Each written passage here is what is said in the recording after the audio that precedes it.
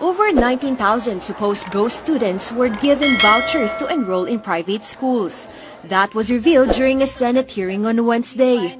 Under DepEd's expanded government assistance to students and teachers in private education program, each beneficiary is given assistance worth 14,000 to 22,000 pesos. Senator Win Gatchalian, who chairs the Committee on Basic Education, flags the discrepancies. I'm trying to find out whether there is intention to defraud government. The Private Education Assistant Committee says some schools have yet to submit the needed documents. Right now, we call them kasi undocumented VTBs. A report by the Commission on Audit also revealed that over 100 students were also tagged as ghost beneficiaries back in school year 2016 to 2017. These beneficiaries supposedly received their vouchers twice.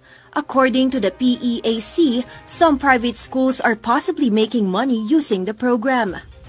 We've received anecdotal reports coming from the field that there are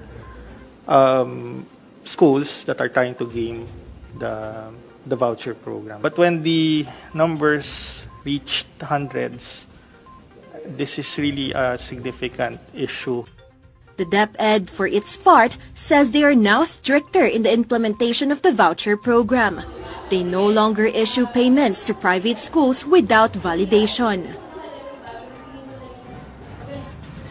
To get their insights about these issues, we have Teachers Dignity Coalition Chairman Benjo Basas. Good morning, sir.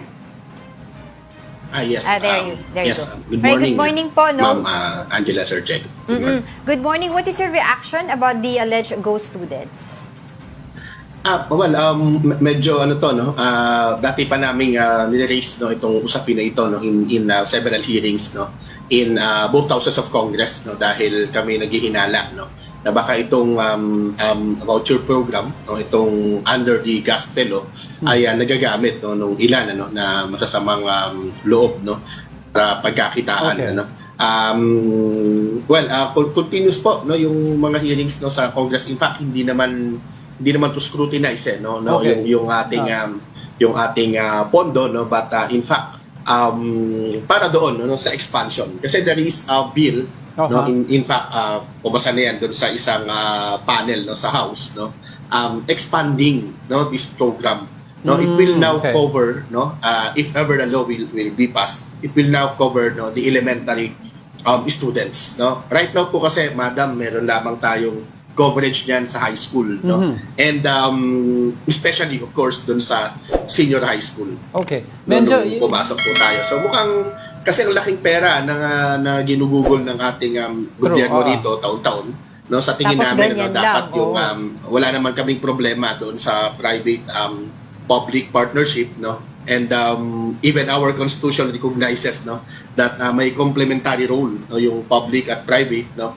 But then ang sabi nga natin ano yung public education system no should be prioritized no in terms of funding no sa ating pamahalaan po. Benjo, nabanggit mo yung malaki nga yung pondo dito, expanding yung program, yung voucher program, no? So, ano pwede gawin ng DepEd in the meantime na para hindi magamit ito sa corruption?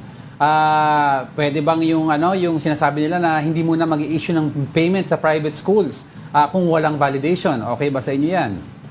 Yes, no, yes, kasi kung yun yung ating pwedeng gawin. Madali lang naman to no, hindi naman dito mag-suffer yung of course, no, we have to recognize that there are legit no private schools no na talaga naman kailangan naman nilang matulungan, Yes. no. Kailangan nilang mabigyan nung assistance no nung gobyerno which is basically of course no the purpose no the intent of this law no doon lalo na doon sa mga areas na talagang meron tayong kakulangan ano doon sa schools no at hindi naman kayang i-accommodate ng mga DepEd schools yung mga bata no. Of course no hindi ito we do not think na ito ay makakaapekto doon sa kanilang operation ano. Makakaapekto lang ito no itong pag-hold ng pondo no kung sila talaga ay kasama no doon sa meron silang mga quote and quote no kasi up until now di pa naman to established na ghost students no.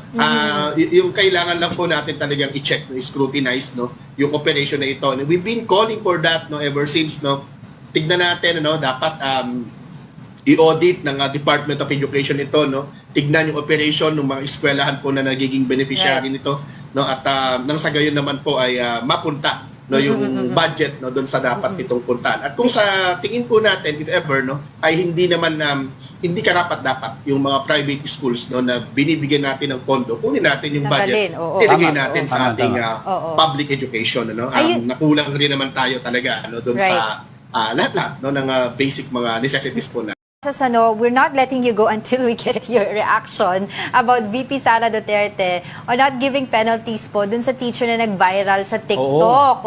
Maikling ano lang po, reaction on that.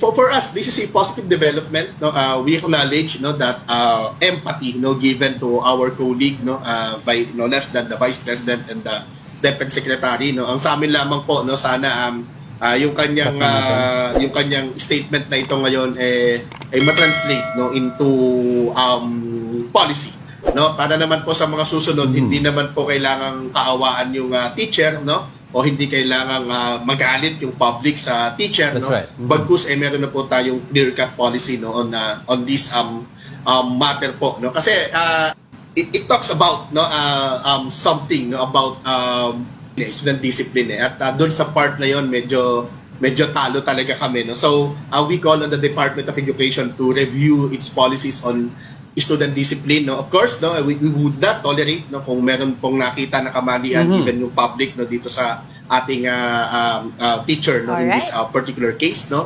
But of course, no, kailangan po namin na naman na maramdaman din naman yung caring at yung depensa, no, ng gobyerno, being as public school teachers and government employees for that matter. Alright. Kulang sa sige. oras talaga. Kulang sa oras. But thank you so much for joining us, Teachers Dignity Coalition Chairman Benjo Bas.